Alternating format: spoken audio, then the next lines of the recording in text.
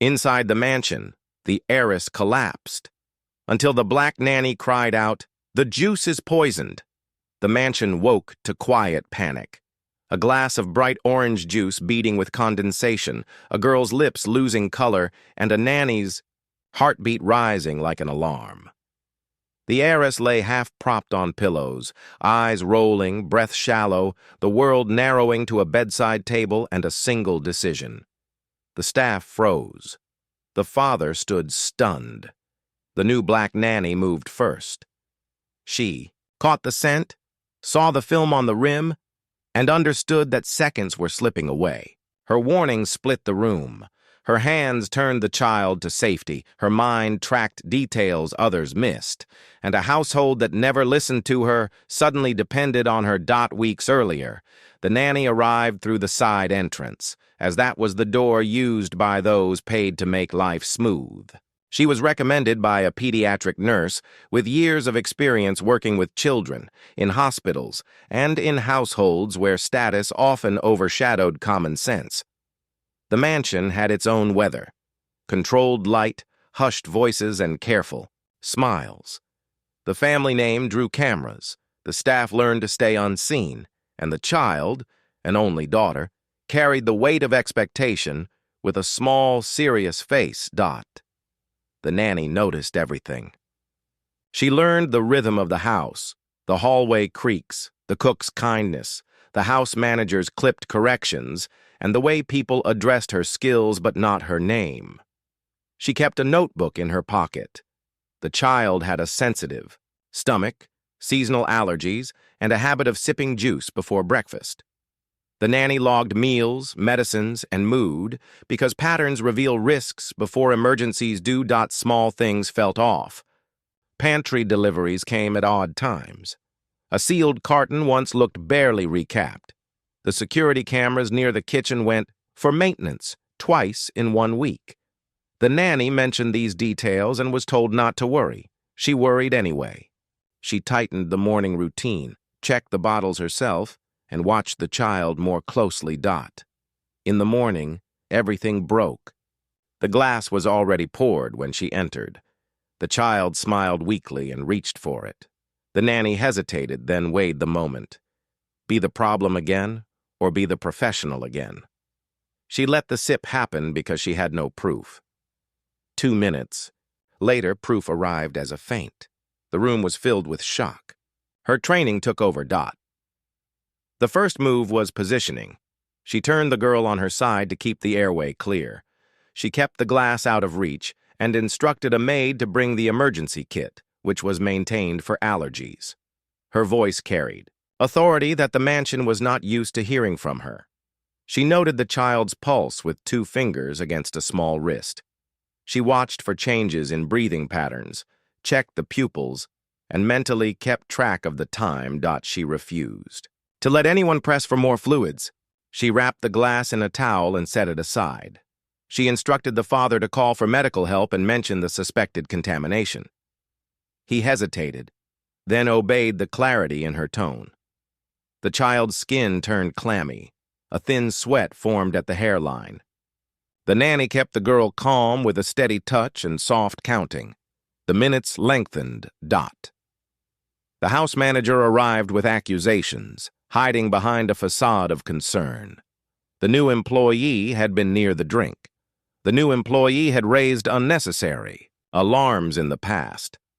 The new employee had a notebook, which could be interpreted as a sign of diligence or as a plan. The nanny had anticipated this. She held up the notebook and pointed to entries that documented bottles, brands, delivery times, and the short window when the glass appeared without her supervision. She had done this work for the child, but she understood it might one day be needed for herself. The paramedics arrived at the mansion and assessed the scene as if they had been there before. The nanny briefed them quickly. They noted the glass, took vitals, started oxygen, and moved with efficient calm. The child stabilized enough to be transported. The nanny felt her muscles unclench slightly, then saw the looks around her. The room wasn't great. It was split. Some saw competence, some saw a convenient suspect. At the hospital, tests began. Back at the mansion, rumors took on a life of their own. The staff whispered that the nanny had been too quick to call poisoning. The house manager called security to review access logs. The father's lawyer arrived, measuring language like fine fabric. In the absence of facts, bias filled the silence. She felt it in the way questions were worded, in the order they were asked, and in the disbelief that met clear answers. She pressed for the juice to be tested. She sent photos of the bottle's lot number to the paramedics and requested that the chain of custody be documented. She remembered an earlier delivery signed not by the cook but by a temporary courier. She asked for that name. She recalled a pantry shelf rearranged so the familiar brand sat behind a new one with nearly identical packaging. She requested that those boxes be sealed. She asked that her fingerprints be taken from the glass alongside everyone else's, because she understood how narratives are built and how they are dismantled. Hours passed. The child's vital signs steadied, but the cause remained open. The nanny replayed the morning frame by frame. She recalled the house manager entering the kitchen as she stepped out to grab the child's sweater. She recalled a faint chemical, tang that didn't match fresh citrus. She remembered how quickly the house manager suggested disposing of the glass to avoid scandal. She held the line. Nothing moved until the lab gave the go dash ahead. The results arrived with the blunt weight of truth. The juice contained a toxic adulterant, not a random contaminant, but an intentional addition. The doctor's summary left no ambiguity.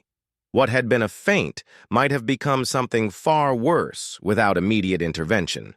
The report triggered a new round of questions, this time under the eyes of law enforcement. The house manager's confidence began to fray. Security finally produced camera footage from a secondary angle that had survived the maintenance window. It showed the manager entering the pantry alone, carrying a box, and moving bottles from one shelf to another. A label swap was visible, in a reflection on polished steel.